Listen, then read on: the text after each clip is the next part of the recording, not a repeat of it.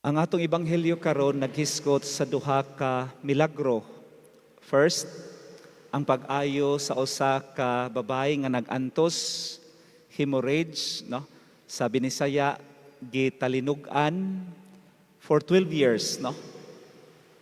Could you imagine sa iyahang nasinati, dugay nga pag-antos.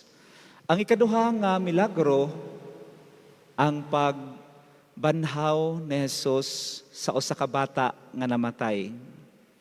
Kining maong mga milagro nahitabo tungod sa pagtuo.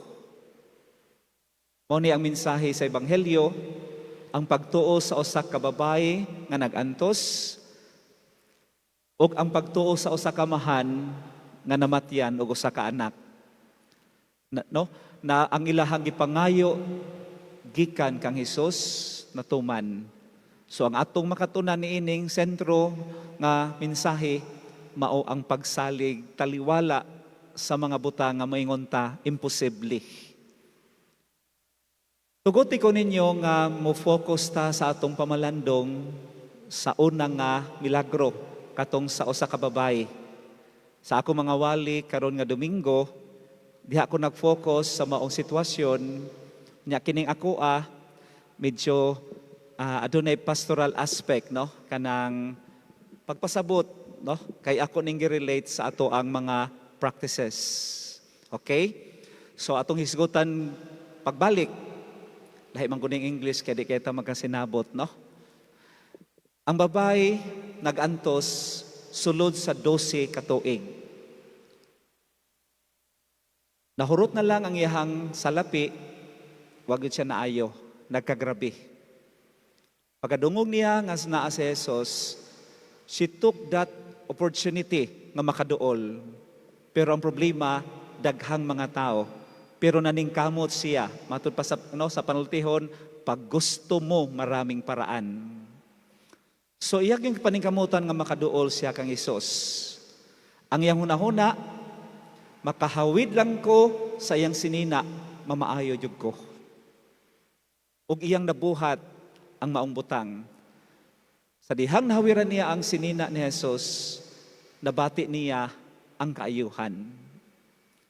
On the other hand, si Kristo nga nakapati nga dunay gahom nga migawas kaniya, naglingi-lingi tungod sa kadaghang mga tao nangutana siya, kinsa man ang mihikap nako? Ang mga tinun-an moingon kadaghang tao ani mahikapan gyud imong sinina. Pero si Kristo nahibalo siya, doon na ginigawas nga gahom. Ug ang babae atong nadungog, miduol kang Hesus, minghapa sa iyahang atubangan, ug nagkurog sa kahadlok. Nganong ingon ana man ang iyang reaksyon? Nganong hadlok man siya? Dapat malipay siya kay naayo. Ato na siyang sabton sa ilahang kultura o sa ilahang sa ilahang pamaagi sa pagpuyo. Doon na manggod sila'y balaod kaniadto nga kung ang usa ka tawo ma-expose makahikap og dugo baka kanang mahikapan baka sa tawo nga gidugo siya mahugaw. Mao nang ilang pagtuo kaniadto.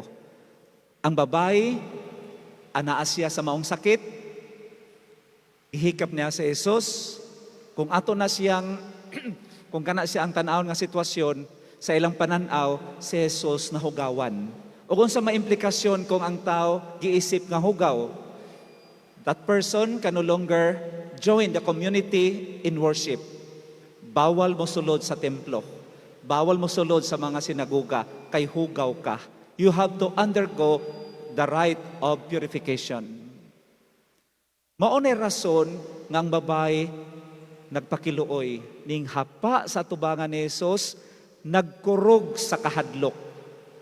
Kay nahibalo siya, hugaw siya, kay naa siya anang nga sakit. Balikon nako, kung ang usa ka babae, no, adunay binulan nga bisita, kana siya giisip nga hugaw. Ug iyang nahugawan si Jesus. And that was the reason why nagkurog siya sa kahadlok. Pero wala nasuko si Jesus. Ug kani gi-affirm niya ang pagtuo o pagsalig sa maong babae. Ug niingon siya, naayo ka tungod sa imong pagtuo. Lakaw na ug ayaw na, no, lakaw nga manlinawon, ayaw na kabalaka. Mao na ang nahitabo sa atong ebanghelyo. So tagaan nato og kanang i-relate nato sa atong kasinatian pastorally kani bitong gibuhat sa babae ang paghikap. Makahikap lang ko sa iyang sinina, mamaayon ako. Sa unsang pamaagi na nato tagaan nato og example. Nahimo natong naandan veneration sa mga santos, muhawid sa mga imahin, manguros, maunay mabantayan nato. Expression sa atong pagtuo. Doon ako'y kasinatian sa usa ka tigulang, lay minister dito sa parokya sa St. Ezekiel Moreno sa Baan, Riverside. Before, na-assign man ko dito for 3 years as assistant. Doon na usa ka tigulang dito, may his soul rest in peace, kay bag-o lang siyang namatay. Nagimisahan ako siya last week, namatay sa COVID. Pero di na ko malimtan ang maong tigulang. Everyday siya musimba. Pagsulod ni sa dili pa siya mosulod sa simbahan, ang mga imahin nga dagkutanan dito sa gawas, iya gyud nang isa-isahon, hikap-hikap niya manguros before siya mosulod sa simbahan. Ug nabantayan po nako siya after the mass, before mo uli, moagi na po didto, unya hikap na pod. At first, mura bitaw ako anak ko no. Kanang saan ako pag-describe. Mura bitaw siya ra po'y mag-inana no. Murag unique ang iyahang pamaagi. Pagkamatay niya, when his family asked for mass in the cemetery, dito ko nakakano kay nibalhin naman ko sa parokya. So pangutanan nako siya, sa may namatyang tatay. So dito ko nahibalos COVID, nako asa man din nakuha. Ang iyang anak usaman ka nurse sa usa ka ospital sa Butuan. Siya, Father, ako na mong gibawalan sa papa nga tungod kay tigulang, vulnerable kaayo sa maong sakit. Tintana siya musimba, pero ang iya good commitment. Kato nga Domingo, after the mass, doon na siya yung mga masakiton nga pakalawaton. 2 or 3 man siguro ang iyahang pakalawaton. Usa sa maong masakiton, natakdan og COVID, namatay pod, ug siya pod natakdan sa maong masakiton. Unfortunately, ang iyang asawa, bedridden silang balay, iya pong natakdan, unang namatay ang asawa, and less than a week, siya na pod ang namatay. Very devastating for the family.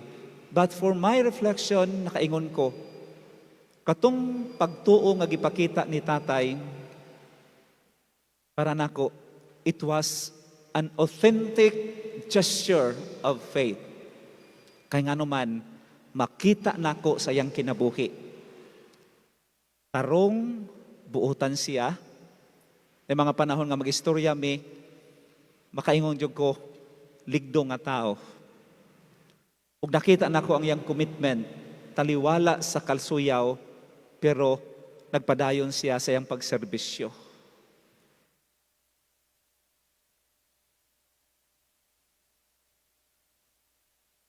Tanaw na to, on the other hand, ang lain nga example. Kasabot ko nga live ni siya, maybe, naiuban nga makakano outside diri sa atong parokya. Pero kanabitaw ang ato ang sa ako lang gigamit nga example, ang translasyon sa Quiapo, kana ang Black Nazarene. Every time nga, January 9 man na siya nga celebration, every time, mahimo na siyang center of attention, makita nimo sa wala pa'y COVID, grabe gyud ang mga lalaki. So love sa ilahang kanang color nga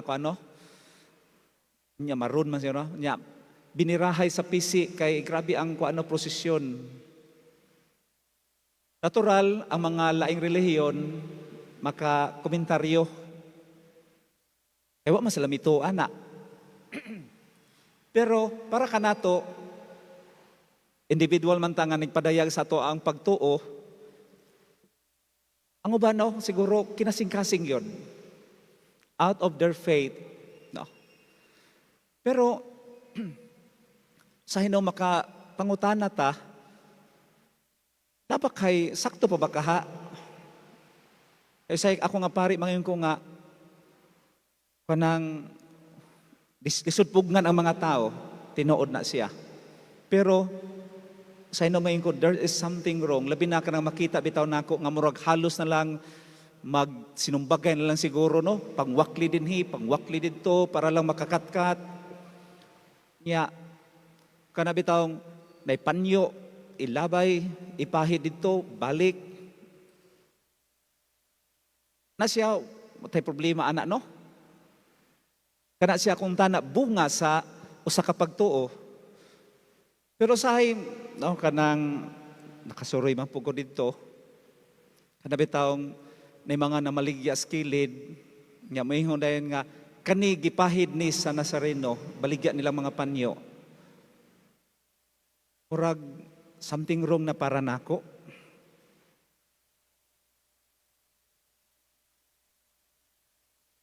Kanang asa man ang demarcation line that separates sa faith o fanaticism. Or maybe, labi na kung uban maingon, mura na bitaw kung anting-anting na bitaw. Ilang ko ano? Basing superstitious na ba, kanang wala na sa sakto nga lugar. Why, no? Ang Ginoo may yun na hebalo, unsay naa sa tong kasing-kasing. Pero kung pananglitan, basihan na to ang mga interviews sa mga nagdibuto, na uban nga moingon, labi na kung ano, grabe yun nila, basta kana na nga event, importante kaayo. Maybe, di na to ma-question ang ilahang pagtuo. Pero kung pananglitan lang ha, kung wala bitaw sa kinabuhi gipuy-an, makapangutana ta, is it a form of religiosity or maybe pagtuog yun?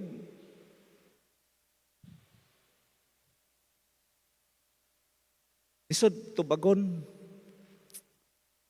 Kay, kung pananglitan, taga dito ta, makita na to atong silingan, maayo kay mo birabira spisi, abti kaayo busaw sa panyo, pahidinhi, labay, okay na siya kung makita sa kinabuhi. That faith being translated into good works. That's my point.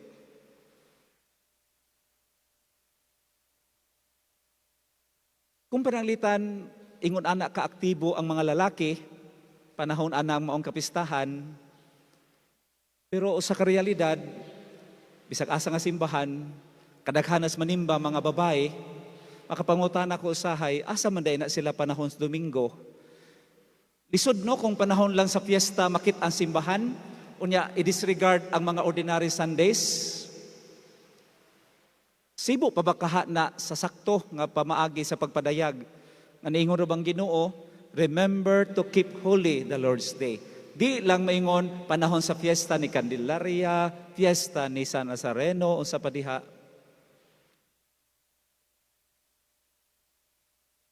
I am not judging, but rather, kani siya pastoral. Nga kanabitaw masabtan nato. Out of authentic faith, kung kita mo padayag sa tuang religiosity, paghikap, pagdebosyon, ang pinaka-challenging nga part, makita untana sa atong buhat. Kaya kung wala na siya makita sa atong buhat, matod pa ni St. James, faith without works is dead. Laing nga example, okay pa mo? Doon ay usa ka parokya, matod pa sa sharing sa usa ka pari, katong wala pa'y COVID ha. During sa Easter Sunday, sugat, ang mga tao makita nimo, ambot lang ka sa inyo din he. Wa pagani na human ang misa, mapay paghuman og pakalawat, ang mga tao nagkagubot na kay gusto mag-ilog sa bulak. Posible nga usa mo atong nangilog. No? Sa maong parokya, ang nahitabo ingon ani. Tungod kang ilahang altar, gibuhat lang sa usa ka, kanang sasakyanan, nga gipangtapad, unya, no, dili kayo gyud lig-on, sus naman gyud mo kat-kat gyud kay ang ang sakaro, hurot na, ang sa altar kay mao bang kuhaon. So ang gibuhat sa PPC President, gamit ang microphone, ni-announce gyud nga undang, kay basin mahugmak ang altar. Nangasuko tong wa kakuha, ilang una-una, kay ikaw raman gusto nga imo haratanan. Pila ra istorya, siguro no, tungod sa kakapoy sa PPC President, naa siya sakit daan, less than a week after sa sugat, namatay bitaw na. Unsay istorya sa uban nga no, nasuko sa iya gigabaan. Asa man ang pagtuo diha? Grabe na ito paningkamot, makakuwas bulak, pero ang ato ang inaiya, di makita ang pagtuo.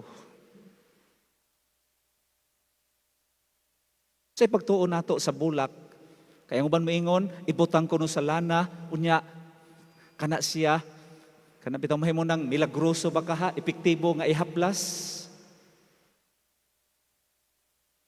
Subay pa ba na sa ato ang pagtuo? Tinga ka, pagkanta mga anghel, paglabay sa mga bulak, ningkamot yun og sahod. Payong na ang uban, isahod para lang maniguro.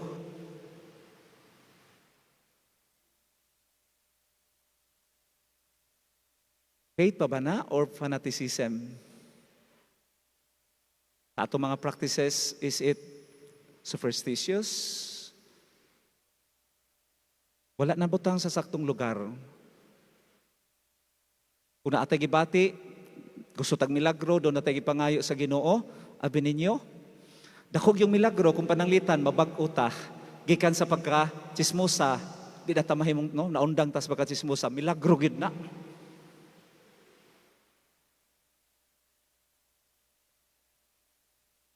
Kung ang atong gipangayo sa Ginoo, tungod kay tapulan ta, unya nahimutang kugihan, dakog gid ang milagro.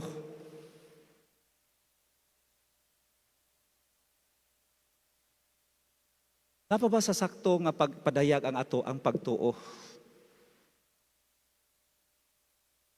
Last na lang, no? Ay, hapit na ginahuman, no? Kining panahon sa COVID, gisulayan gyud ang ato ang pagtuo. In connection sa ato ang sa message sa atong gospel, siguro this is very timely for us. Lord, kung naa pa lang ka Lord, tana Lord mahuman na ning COVID. Gikapoy na mi sa among face mask. Nangatol na ni among tiil kay gusto na mi mulaag. Anong wa pa man taon ni nahitabo Lord nga mahuman ning COVID? Ihasulayan ang atong pagtuo. Sa akong gisulti last Sunday, nay mga tao nga dili kakaya mawad ag paglaom. Atong nahitabo sa usa ka parokya, in that week tulo ka buok ang naghikog. Very alarming. Mo nang kining ato ang pag-atubang nini maong krisis, gisulayan ang atong pagsalig sa Ginoo. Gisulayan ang atong pagtuo. Ug makadumdum siguro ta, dili man god, no? Sa ako alam dili ko consistent diha sa pag-ampo, labi na katong oratio imperata. Unsa man ang nasa pag-ampo, nangamuyo ta sa Ginoo, nga untana makaplagan na ang tambal nini maong sakit. Grabe na tong pangamuyo. Og sa dihang doon na vaccine, di na po tamutuo. Gitubag na ang atong pag-ampo, noon anay solusyon aning maong sakit, pero tungod siguro sa atong kahadlok, kabalaka, mas dali tamutuo sa fake news, tanawa ra gud na, pag-chismis, dali kayong ma-spread. Pero ang tinuod, dugay kaayo mapaabot sa mga tao. Natay tendency, mas tuhuan nato ang fake news kaysa unsay tinuod. O nang mga kabalaka, magkasapaw-sapaw. Last Thursday or Friday, last Friday, anniversary bishop, nagtapok may mga pari, nakig-uban sa no, sa iyahang selebrasyon. So, nangutan ng mga kauban, kisa na may nabakunahan. So, ning kuan ko, kinabakunahan naman ko. Gikansawan ko. Gingnan ko nga, halak ka. Matud pa nila, 2 years ra kuno ang nabakunahan, 2 years na lang. No. Ningon ko, okay rapod, kay gusto na ko maatos Ginoo. No. Inako, 2 years na lang yun ay taan eh. Ang usapod nga nabakunahan, ning tubag, bitaw kaming mga nabakunahan nga pari, 2 years na lang may, pero ang wala nabakunahan, posible baya mag-una sama ni Pinoy. No. Bitaw, kana mga gara-gara ba? Dali ra din ta, si Father Rabay niingon. Kaya bisan gani sa among group chat mga pari, usay no, na mga mag-post o mga fake news niya, moray tuhuan. Ang ako alang, lain-lain man tag-opinyon, and this is my own. Nangamuyo ta sa Ginoo, nga tabangan ta niining atong giatubang nga problema from light, through God, begotten not